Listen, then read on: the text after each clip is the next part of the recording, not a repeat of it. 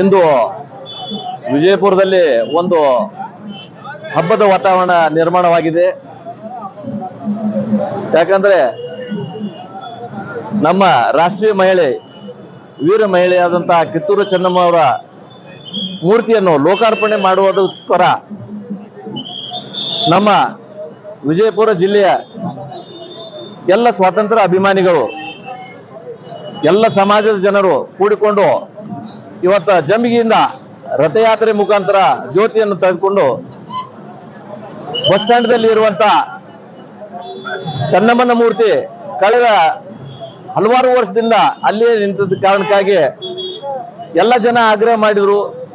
ಅದು ಲೋಕಾರ್ಪಣೆ ಮಾಡುವಂತ ಅವಕಾಶ ನಮ್ಮ ಮುಖ್ಯಮಂತ್ರಿಗಳಾದಂತಹ ಸಿದ್ದರಾಮಯ್ಯನವರಿಗೆ ಅದು ಒದಗಿ ಬಂದಿದ್ದು ಒಂದು ಸಂಯೋಗ ಅಂತ ಹೇಳಿ ನಾನು ಹೇಳ್ತಾ ಇದ್ದೇನೆ. ಕಾರಣ ಏನಂದ್ರೆ ಕಳೆದ 2-3 ವರ್ಷದಿಂದ ನಾವು ಈ ಮೂರ್ತಿ ಲೋಕಾರ್ಪಣೆ ಮಾಡುವುದಕ್ಕೋಸ್ಕರ ಜನರಲ್ಲಿ ಒತ್ತಾಯ ಮಾಡಿದೆವು, ಸರ್ಕಾರಕ್ಕೆ ಒತ್ತಾಯ ಮಾಡಿದೆವು, ಜನ ಎಲ್ಲ ಕೂಡಿ. ಆದ್ರೆ ಅದು ನಮ್ಮ ಜಿಲ್ಲಾ ಉಸ್ತುವಾರಿ ಸಚಿವರಾದಂತಹ MB ಪಾಟೀಲ್ರು ಬಹಳ ಮುತುವರ್ಜಿ ವಹಿಸಿ ಆ ಚೆನ್ನಮ್ಮನ ಮೂರ್ತಿಗೆ ಮುಖ್ಯಮಂತ್ರಿಗಳನ್ನ ಆಹ್ವಾನ ಮಾಡ್ಕೊಂಡು ಕರ್ಕೊಂಡು ಬಂದಿದ್ದಾರೆ. ಇವತ್ತು ಮುಖ್ಯಮಂತ್ರಿಗಳು ಇವತ್ತು ನಮ್ಮ ಬಿಜಾಪುರ ಜಿಲ್ಲೆಗೆ ಬಂದು ಮೂರ್ತಿ ಅನಾವರಣ ಮಾಡ್ತಾ ಇಲ್ಲ, ಸಂಗೊಳ್ಳಿ ರಾಯಣ್ಣ ಪುನಃ ಬಂದು ಕಿಶನ್ ನಮ್ಮ ಚೆನ್ನಮ್ಮನ ಮೂರ್ತಿಯನ್ನು ಲೋಕಾರ್ಪಣೆ ಮಾಡ್ತಿದ್ದಾನೆ ಅಂತ ಹೇಳಿ ನಮ್ಮ ಎಲ್ಲ ಜನರ ಭಾವನೆ ಆಗಿದೆ. ಆ ಕಾರಣಕ್ಕಾಗಿ ಈ ವಿಜಯಪುರ ಜಿಲ್ಲೆಯ ಎಲ್ಲ ಸ್ವಾತಂತ್ರ್ಯ ಪ್ರಿಯರು, ಎಲ್ಲ ಸಮಾಜದವರು ಈ ಕೂಡಿಕೊಂಡು ಈ ಕಾರ್ಯಕ್ರಮವನ್ನು ವಿಜೃಂಭಣೆಯಿಂದ ಪಾದಯಾತ್ರೆ ಮುಖಾಂತರ ಈಗ ಬಸ್ ಸ್ಟ್ಯಾಂಡ್ಗೆ ಹೋಗಿ ಅದು ಲೋಕಾರ್ಪಣೆ ಮಾಡ್ಲಿಕ್ಕೆ ನಾವೆಲ್ಲ ಸಿದ್ಧತೆಯನ್ನು ಮಾಡಿಕೊಂಡು ಪಾದಯಾತ್ರೆ ಮುಖಾಂತರ ಹೊರಟಿದ್ದೇವೆ. ಜನರ ಹರ್ಷೋದ್ಗಾರದೊಂದಿಗೆ, ಜೈಕಾರದೊಂದಿಗೆ ನಾವು ಇವತ್ತು ಬಸ್ ಸ್ಟ್ಯಾಂಡ್ ಮುಟ್ತಾ ಇದ್ದೇವೆ. ಧನ್ಯವಾದಗಳು.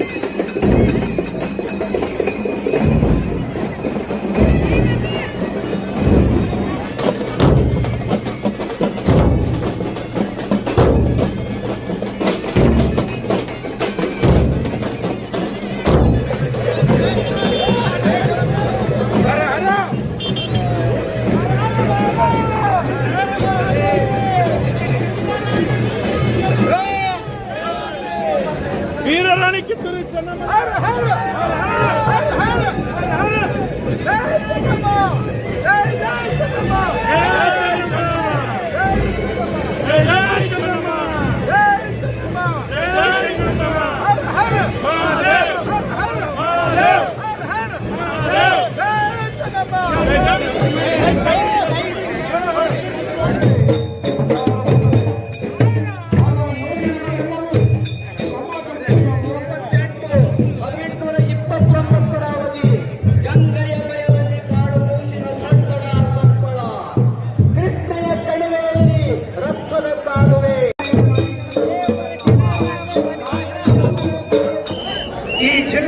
शैक्षणिक क्रांतियोंदिगे ज्ञानगम्य एंबुव संस्थे नाडिन शैक्षणिक जुड़े रहिएगा आपके अपने चैनल बीजापुर समय के साथ।